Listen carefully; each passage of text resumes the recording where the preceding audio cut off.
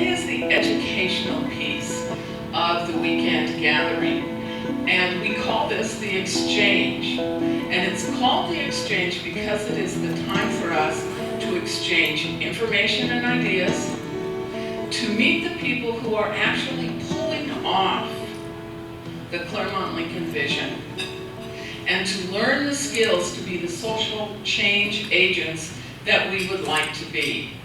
Claremont Lincoln University is a not-for-profit, and some days we truly believe that. It is a not-for-profit educational institution founded in response to the increasing hostility in the world. Jerry Campbell and David Lincoln, along with others, came together and said, we have to do better than this. There are better ways to interact with each other. And so CLU was born. Every time we have a gathering, it has a theme. And today our theme is street leadership. And the more you read about societal change, and goodness knows we need societal change, is that it happens at the street level, at the grassroots level. No one needs to tell you that by and large government has put itself in a position to be ineffective. Well, we can't let them run the country then. We need grassroots organizations that are making a difference. It happens at the individual level. It happens by opening our minds, honing our skills, and being willing to engage with unlikely allies. So I invite you today to learn, to grow, to reconfirm your commitment to making a difference in the world. So this is going to be a wonderful day. I thank all of the speakers who have so graciously come today to share with us, and it's going to be a great day. Thank you. It's going to be a great day today. We, first and foremost, I want to thank you all for being here. On behalf of the Academic Learning Team, I am Daryl Ezel. I am the Program Director for the Interfaith Action Program, and also the Center for the Study of Religion, Culture, and Foreign Affairs at Claremont Lincoln University. Before we start this morning, I want to take a little time out and express my gratitude for the office staff helping out in making this day possible.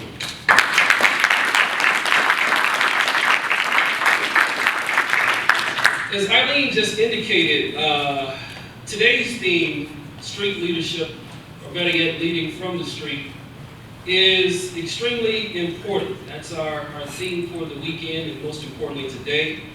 But what does it mean to you? You are the thinkers, Claremont Lincoln University, your students, community partners who are here with us, our friends, our visitors, leading from the street.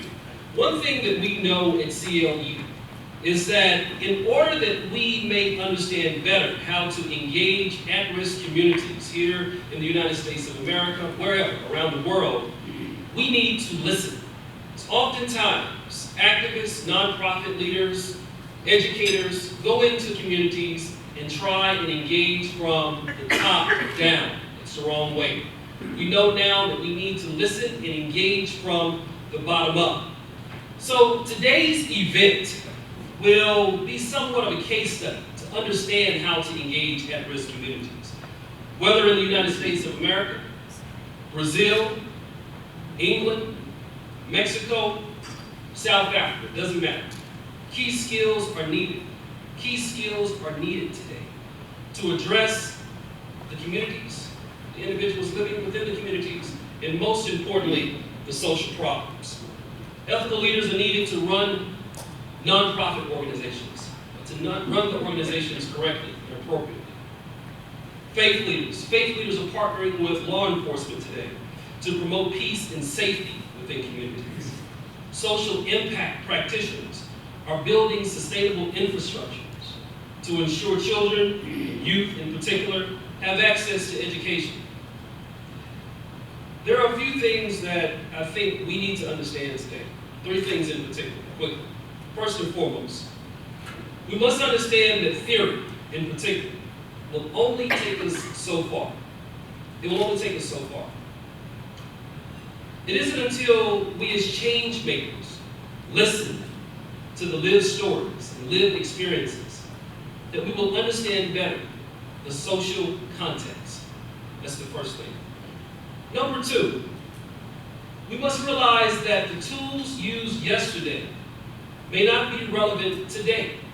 So we need new skills, mindfulness, dialogue, collaboration, and change. No longer can we walk into South Central LA, the West End of Birmingham, Alabama, Houston's 5th Ward, New Orleans' 9th Ward, Ferguson, Missouri, or wherever, and engage from the top down. We have to engage from the bottom up. Lastly, social change makers will need to embrace soft skills training. And we have that here at Claremont Lincoln University. Many of the students that are with us this morning, they can speak to this. As I indicated earlier, today's event will be a case study on the creation and development of an at-risk community. We will explore today America's underbelly, the 1990s drug epidemic, the loss of an entire generation, mass incarceration in particular, and the role of community and peace activists in promoting change. So, let us start this morning by exploring this case and listening to a first-hand account by former gang member Terrance Stone. This morning, Terrance will deliver a masterclass on his pathway into gang life, consequences, and the skills needed to intervene and engage at-risk youth. The CLU Masterclass provides the platform for change makers who have lived experience to share their life lessons with the CLU community. Whether success or failure, doesn't matter. We seek to learn from their story in order to sharpen our existing skills in order that we might be able to put wisdom to work in the world today.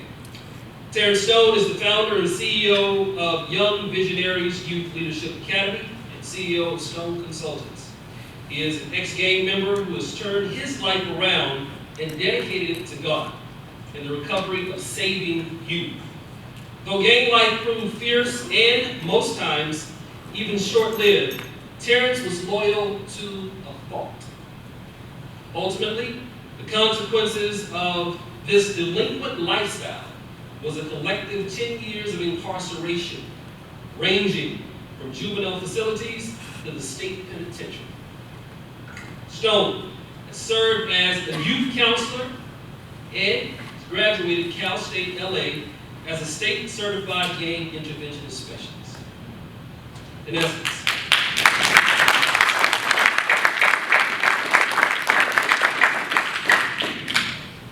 essence, Terrance is allowing his life's mistakes to help others discover their personal worth and purpose. That's what it's all about. Today, Young Visionaries Youth Leadership Academy has multiple locations in the Inland Empire, from the desert to the west end of San Bernardino County, Arizona, Atlanta, Texas, and Colorado. Without further ado, Terrance. As I reflect on my upbringing, I was probably what you would call like a hood baby. Some of y'all are a little confused. But a hood baby because I was second generation gang member, meaning my dad was in gangs. Pause.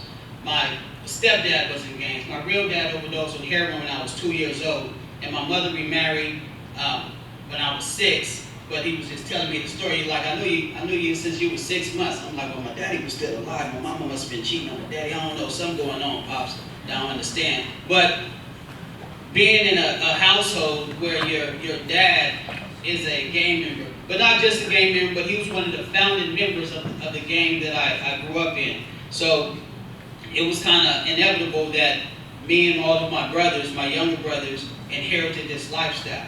So being in this lifestyle, you have a hood head figure of the neighborhood as your dad. What else could you do, right? And I tell people, I say, my dad was in gangs, all of my uncles were in gangs. Me and all my younger brothers ended up in gangs, but I had one uncle that wasn't in gangs. But he was just like so uncool to me, right? Because my uncles that were in gangs, they had that hood respect, right? They drove the lowriders, and I was the oldest nephew, so when they wanted to ride around, I remember literally when I was young, they used to dress me up in the little Reebok shoes and the little bitty Levi's, and they used to, back then you had to wear a seatbelt. So when they drive around, I can just stand up, the 6'4" Chevys and things like that. I can just stand up and, on the seat and just drive around and just hold the hood, and they would just drive me around like a little baby puppet, right? So my one uncle though, that wasn't in gangs, back then he was a part-time substitute PE teacher. Right.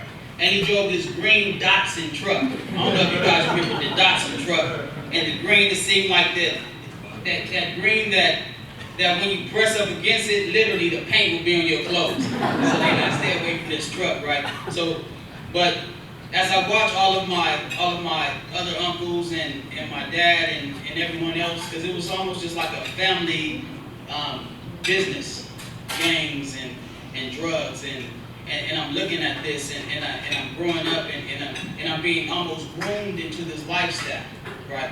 And I still have some of the residue left right now. I'm not gonna rob none of y'all, nothing like that. But I know I still have that residue because of all of my life, I was groomed into this gang lifestyle. So growing up and I had that one uncle, I tell people, I say I have one good uncle, right? Just one good uncle. The rest of them were either in gangs, on drugs, selling drugs, or all the above. But this one good uncle, he was a part-time substitute PE teacher. And I don't know, I probably don't look like it, but I'm 45 years old, right? I don't look like it either. Right? But, so this is in the early 80s and late 70s. Now, a tall African-American, part-time, PE, substitute teacher, right? He dressed like that, right? So I remember, we called him Uncle Biggie, right? And I remember Uncle Biggie, he used to have these, back in the 80s, now the kids wear those long shorts. Back then they had long socks and little shorts, right? And I remember Uncle Biggie, he had those long socks and little shorts, and he had this little afro that was never quite, dynamically, correct, since, afro crooked, you're uncool. See all the cool uncles, they, all them got good haircuts, you don't, So just growing up, but that one good uncle, he used to try to give me good advice. He'd say stuff like, stay in school, To me, that wasn't good advice, because I'm like, you stayed in school, but you got a Datsun, truck, and, they got Cadillacs and 6'4" Chevys over here, my options not looking so good on your side right now. Right? So I didn't take his advice till later, right? I took their advice because at the moment, these were the most charismatic people that I've known. People think that oh, you're in a gang, you have low self-esteem. Au contraire, these guys' self-esteem was off the ricochet. They was off the, they had the, they were like ghetto kings, right? When they drove around, they demanded respect, and I remember one of my uncles, he was murdered. A lot of them were murdered or have life in prison now. But I remember him as a little kid just taking me from crack house to crack house to crack house, right? And what he was doing was just picking up money. By the end of the day, he would have pillowcases full of money. And my job, and I used to like it, I'm going to confess, because my job was to count the money, right? He didn't have the money machine back then. He had me, So what he would do, he would dump the money out. He was released from prison, paroled to my mother's house. So he would come there. He never stayed there just to count the money. That was just his money counting hideout, I guess. But he would dump the money, and I'm a little kid, I think I was like maybe in middle school. So he would dump the money out on the bed, and he said, stack these in hundreds. And I was super terrified of him, so I didn't steal a dime. So I would stack it in hundreds. He'd say, okay, 25s, 10s, 520s, 250s, 100s, but it always filled up the whole bed. But the best part about that to me is I got to keep the ones. Right? So all the ones was mine. Right? And could you imagine in middle school, or back then it was junior high school, you go into school and you just have a stack of ones. Right? Like you just came from the strip club or something. I don't know. But you have a stack of ones, like this thick. You can't even bend them. They just in my pocket just straight. Like ding dongs for everybody. I'm going. So in growing up, also, and trying to look at, because now I'm president, CEO, founder of Young Visionaries. I'm also chair of the San Bernardino Countywide Gangs and Drugs Task Force. I'm on a committee with the African American Steering Committee with the Chief of San Bernardino Police Department. I chair another organization called the Minority-Led Resource Development Coalition, and we have a group of guys that we call the Fellas, that we do a lot of community work and things like that. It's like a loose knit of just super guys that we just do all kinds of stuff. We just have what we call the Men Mob in Adelanto. Actually, somebody sent me emails in the newspaper this morning. We had about 75 guys just greeting kids as they come to schools from a great group of guys. But I'm doing that now. But all of these things that I do, I developed these skills when I was in gangs. Right? When I remember going to California Youth Authority. I think they changed the name to Department of Juvenile Justice or something like that. When I was in California Youth Authority, it took a while, but I was actually called in shots for the crip car on the yard. And then same thing when they sent me I sent myself to the penitentiary. Try to blame it on somebody else. I sent myself to the penitentiary, and within a little while, for the same thing for the crip car, I was called in shots. But it wasn't that I was the craziest or the buffest guy on the yard. I just had leadership skills. Most of those guys were buff with no brains, So I know I take advantage of that. Like, let me think for you. You're gonna get through this. But what I call those skills I call them transferable skills, right? Because a lot of those transferable skills, because right now I contract with the County of San Bernardino, I go into the juvenile halls, and I'm looking at some incredible kids that had just took the wrong path, and now they're dealing with the consequences of their actions of the past. But I'm looking at these kids, I'm like, you guys all have transferable skills, right? Because I went to school later as an old adult, but all of my leadership skills and all the things that it took for me to start a business from nothing. I literally started Young Visionaries from a backpack. We're the largest gang intervention program in San Bernardino County. We're probably in the Inland Empire right now. But these are all leadership and transferable skills that I use now to build a business, that I'm working on. So one of the things is like dependable. These kids are in the streets. Trust me, they not be dependable to you, but to each other. These kids are dependable, right? Matter of fact, these kids are very dependent. These kids are dependent on each other to build and create whatever they're doing. I remember an instance where, where we'd be out there and the block would just get shot up. Now, regular reasoning person would think like, well, don't go over there, they be shooting, right? But the dependability of these young people depending on each other, as soon as the smoke clears, they're right back there, right? Because they depend on each other to be there. This is our neighborhood, this is our block, I depend on you to be here. So the dependability is off the scales for these kids for being in those communities, right? But we overlook that. We just look like you crazy kids, but like, no, they depended on each other. They're like a family, a family unit, dysfunctional family unit, but it's their family unit. So they're dependent on each other also. And then also just the passion that just being in these games. I'm not saying you don't have to be in a game to get none of these things. I'm just coinciding, so don't take that. But the passion from some of these young people, right? That's why you see the young people when they have their tattoos everywhere. It's just the passion. They believe in what they're doing, and this is what they love to do. This is what I woke up for this morning. I remember waking up in the morning and making sure that I iron my bandana and all my clothes, and oh my goodness, I need to buy 2 t-shirts because I need the thick ones, because they didn't have like the shoppers and the pro clubs back then, young men. They just had like polos and Fruit-a-Loom, and so but we wanted thick t-shirts, so we used to buy 2 t-shirts, right? But the passion that young people have and older people have just in being in that lifestyle, you have to have that passion to know that there's nothing at the end of this road, but I'm gonna stay on this path anyway. So that passion will keep you there. And then also just being enthusiastic about who you are and what you're representing, right? These kids are extremely enthusiastic about who they are and what they're representing. Actually, I feel like I'm a great marketer, but I learned marketing in gangs, right? Because trust me, if you see a Crip, you'll know he's a Crip. If you see a Blood, you'll know he's a Blood. Because they're marketing, but they don't know they're marketing. They just call it I'm representing what I'm doing, but really I'm like, that's marketing. If you see them, they have their logos on their hats and things like that. They're marketing, but they don't know that they're marketing, right? They have logos, but they call them gang signs, right?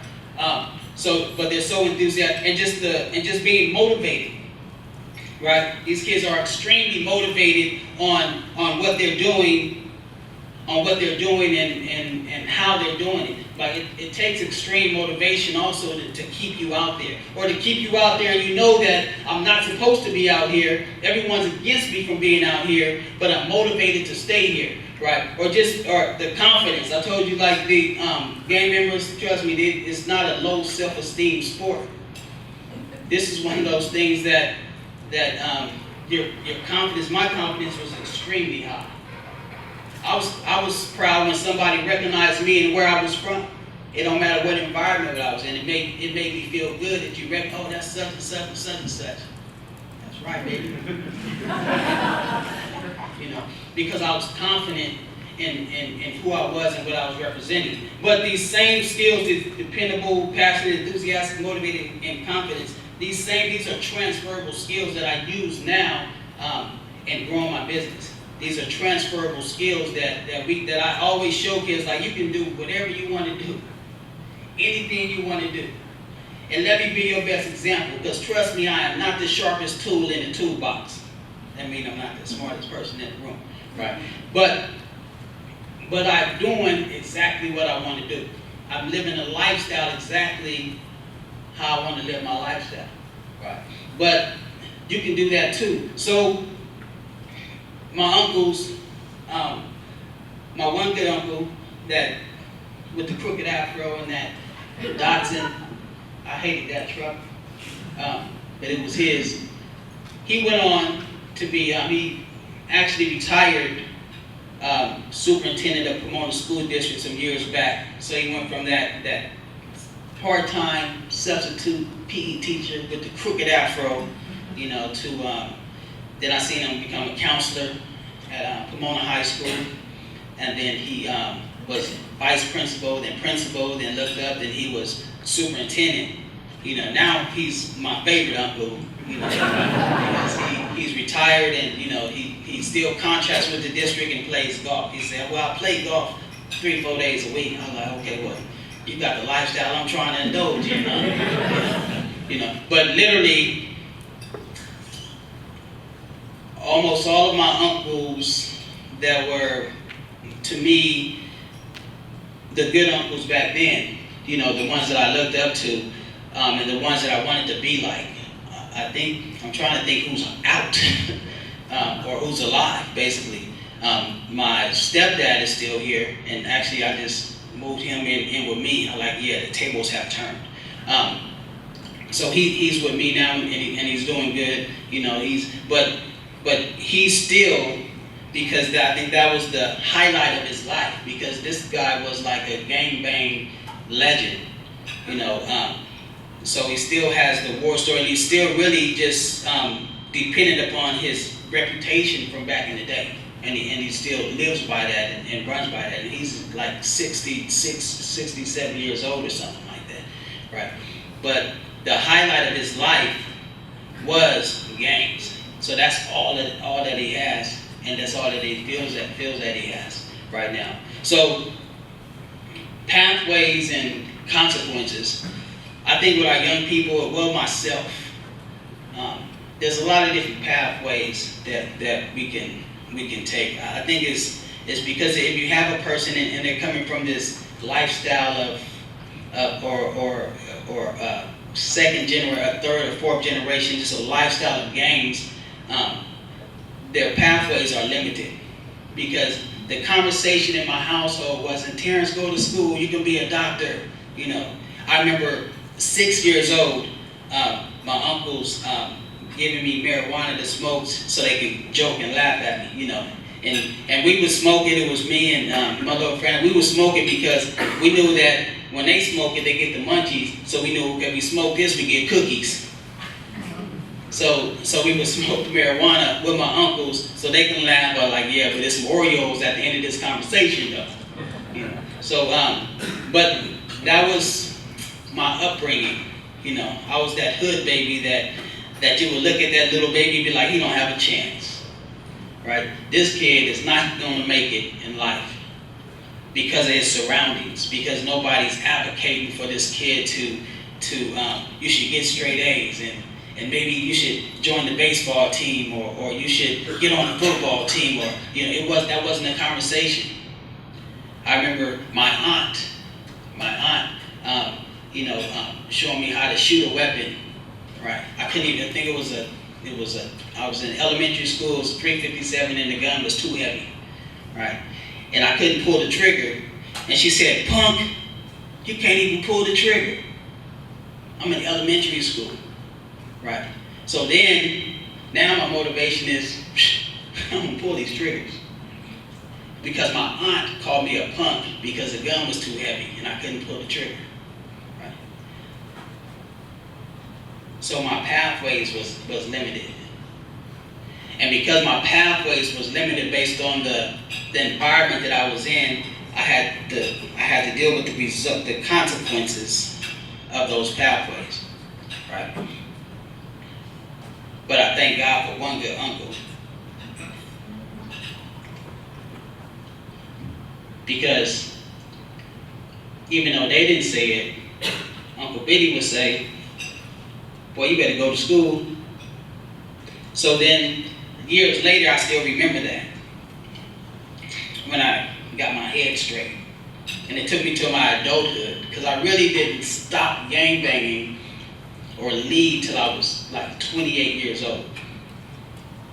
And even with that, because it was so heartbreaking to me just to feel like I'm turning my back on these people, because I've been knowing these guys. I remember shooting marbles in elementary school in the sandbox with these same guys. But to turn my back on them and say, okay, I have to go to the left now, right? It was heartbreaking. I think that's one of the hardest things, because it's like leaving your family to it and going into a society that don't really accept you anyway. Because you have tattoos on your neck and I'm damn near 30, but I still sag sometime, and you know, just that residue, right? You're not used to that residue. You're like, oh my goodness, he might, you know, make sure you watch him because he might rob all of us, right? So turning my back on something that I grew up in, was entrenched in me, but it's something that I had to do. Because if I'm running with you, I can't help you. So I had to figure out how to get out of the circle, back into the circle, then figure out this is what I need to do to help these young men to change their lives, to go back on the right track, and to be successful. Because a lot of them think that it's too late, and they start thinking it's too late to be successful when they're in their teenage years. It's not adulthood where, you know, we get to a point in our life like, man, you know, I'm stuck at this certain job, or I'm stuck in this lifestyle. This is high school and middle school when they started already develop that ideology of this is how my life is going to be, and why should it be any different? Matter of fact, who's around me really telling me that it can be different? So what I try to do is not just tell them, but show them.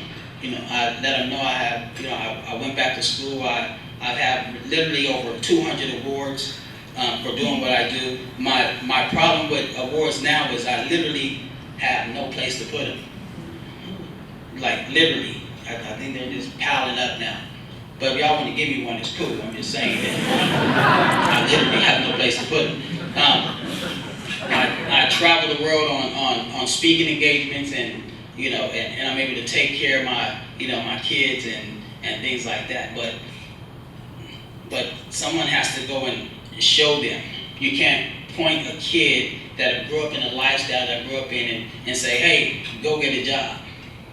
He doesn't have, or she doesn't have any employment development skills. I had a young guy, my time is running out, I'm sorry.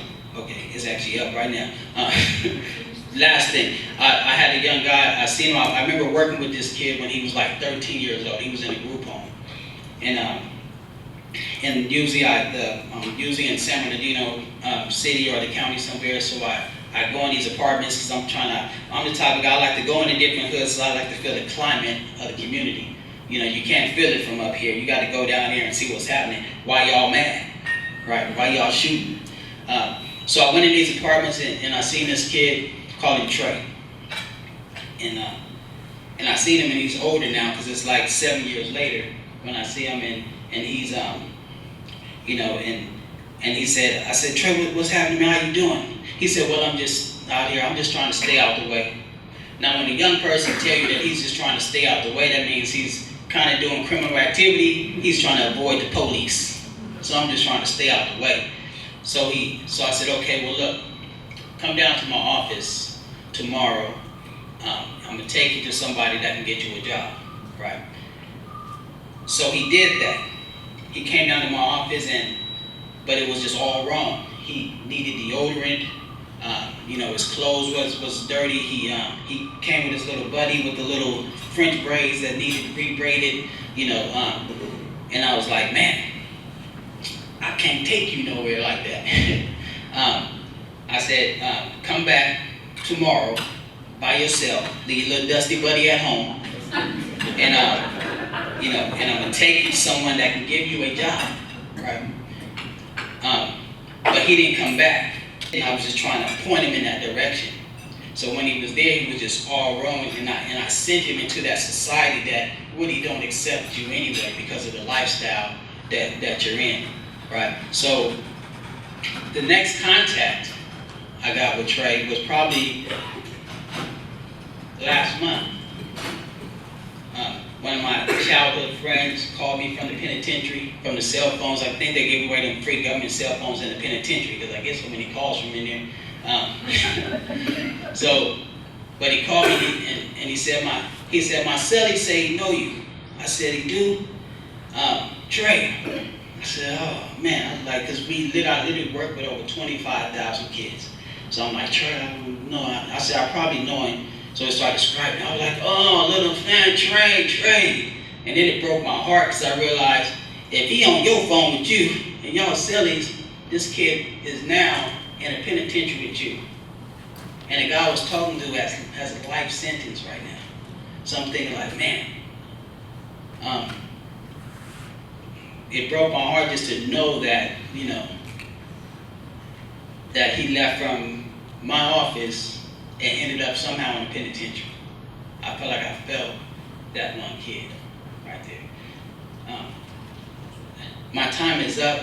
I don't even know how to wrap this up, but I just want to leave with that these kids have transferable skills. Leadership, dependability, they're enthusiastic, motivated, confident, passionate about themselves and what they do.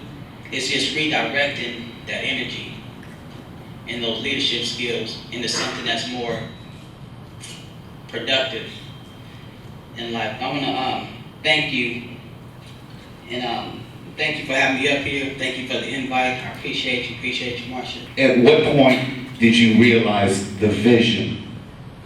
When I was 28, I was facing 2 life sentences, plus 25 years of life. So in that situation, that's where I really had to sit down. And let me tell you, when you're in gangs and living that lifestyle, we know that death in prison just kind of comes with the territory, right? But in that ordeal, I felt like my homies turned their back on me and was just like, okay, well, he just got life. Right? So at that point, I think God set me down. so I have time to sit down and think. And actually, everything that I'm doing now, I sat down when I was in that cell, and I said, God, you send me home, just leave my hand, this is what's going to happen, this is what I'm going to do. And since I've been home, I've been doing it ever since. How did you manage to find your faith, given that there was nothing but death around you? When you were growing up, you saw your other uncles, you said they ended up in jail, or they ended up dead, or both along the way. How did you find your faith? I think first of all, it was just the separation, right? So being in the cell and facing that time that I wasn't around anyone. Because I know one of the things for me, I was just, I love my neighborhood and I love my homies. That was my thing. But in that ordeal, in that separation, right? Because now they don't have that influence over me. I don't have that influence over them. So I can sit down and isolate myself and figure out my thoughts and just sit down. And also, too, one of the biggest things, my daughter, she's, in November she'll be 18, but she was 9 months old. And I remember her mother bringing her up there and she's knocking on that window, and I'm like, Daddy will be home, and that was probably one of the biggest factors also. So I had to make a choice right there. It's either stay in this lifestyle or go home and raise my kids and be with my daughter. I always have a problem trying to talk to young people in the sense that they see me as an old man. My world is very different from their world. Do you have that same problem speaking to the younger folk who are living that life trying to just stay out of the way? No, I don't, because just the relatability, because they can relate to me, and I shave off all my gray. All this gray, but just that relatability, because kids can smell a fake a mile away. You know what I mean? So if you're not cool, we're trying to act cool, and they be like, come on, tone that down a little bit, right? But so it's just me. I think my lifestyle and my mentality has changed, but a lot of things about me are kind of like still the same. Even today I was debating, should I wear my suit or my hat and jeans? Then I seen you in a suit and I was like, I should have worn my suit. Well, okay, that leads to the next question about life skills. How do you go about teaching and instructing young people to better present themselves in this world that you say would reject them as they were? Again, it's just being real with them. I was every Friday. I try to keep this group. This is like my group. Every Friday I'm in the juvenile hall. And working with those kids. So last Friday, they were tying ties. Now I do the gang intervention for San Bernardino County through probation, and these kids, all from different gangs, were like excited about learning how to tie that tie. They were. And then what I seen the dynamics. I remember there was one kid. He's a young little Crip kid, and then another little guy over here from a Hispanic gang, and they necessarily inside here don't get along, but the Hispanic guy, he got that quick, and so the little Crip kid, he was getting frustrated. I don't even want to tie the old tie anyway, and then he started going on and ranting. But the guy from the Hispanic gang, he like, look, homie, let me show you, and literally went over there and put the tie around his neck and showed him how to tie that tie. So I think that a lot of times young people want to do better. They're just looking for that opportunity for us to show them how to do better and get stuff done. Do you think it's more difficult now because you have social media, they have websites, Facebook, Snapchat, Twitter, all these other influences which compound what they're trying to do or what they want to do? No, I think that's also a tool for us too. So we can't be like, oh, you guys have that. We all have that. I have like 10 Facebook pages. For different things. I have like a Terrance Stone page and then a Young Visionaries page, so I think I have a Snapchat, so I'll never use it, but I try to use those tools that they use, if they're all tools in the toolbox. If they all have nails, then we have to figure out how to be hammers. What is usually your one go-to piece of advice to change a young person's mindset who is willing to die or not afraid of death, doesn't care about someone else's life? How do you get that person to fundamentally change how they conceive life in general or have vision for their own life? You know, I don't have a, my two things are consistency and persistence. You know, so because a kid like that, I tell people, kids in games or people in games, they go through 4 stages. They go through that fascination stage where they're just looking like, oh, this is cool, right? And then that infatuation stage, which is which means to love something foolishly, and then a dedication stage, and a separation stage. Usually I try to catch them in that fascination or that infatuation stage, but there's never really one bullet. So there's no silver bullet. I think, I don't know if bullet is right. But there's no silver bullet, because every kid is different. You can't cookie cut gang intervention, you know, because kids, you know, some kids are in it because it looks cool. I was in it because I was raised in it. Like, this is literally all I knew. So so you have all different kinds. So the thing is just to just be consistent and persistent. Eileen said something earlier. I wrote it down over there. She said a phrase. Radical something. Accessibility. Radical accessibility. Radical accessibility. We have to be radical accessibility, you know, because gangs are radical accessibility. So we have to be just as radical and just as accessible as gangs. Hopefully I got the conversation going, but it's not about me, it's about Mr. Stone and also all about you. So if I can hand the mic to someone with a question. What needs to happen systemically in order to create an environment where you're not having gangs, or at least not as much attraction to gangs, not as much, and also how do you partner with police, and what needs to change in our approach to policing in order to create an environment that's conducive to that? As long as there's poverty in our community, the inner city communities, there's going to be some type of gang. Now, partner with the police department, when I partner with them, because I'm strictly intervention and prevention, and they know that coming in. You know, my conversation is not suppression. You know, I know some people that need to be arrested, you know, but my conversation is not suppression, it's prevention and intervention, because I know that even just looking at myself and my lifestyle, that or my past lifestyle, that if I can do it, you can do it. It's just finding their niche. Everybody can't be a Coach Ward.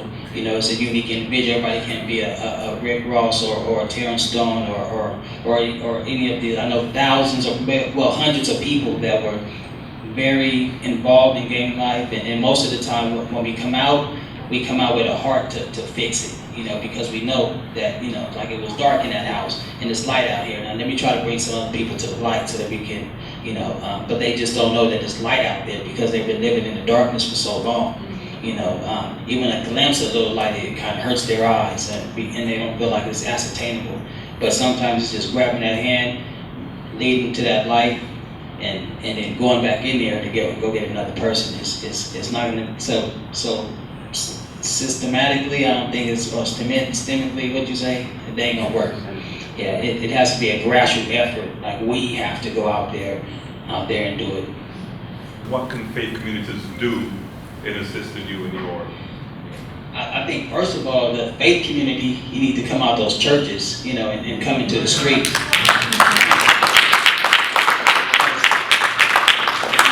Because it's set up where every Sunday you're expecting the streets to come to you, but I think, you know, I don't even think Jesus had a church. You know, he just was running around in the streets most of the time and talking and healing people. I think that needs to happen, you know.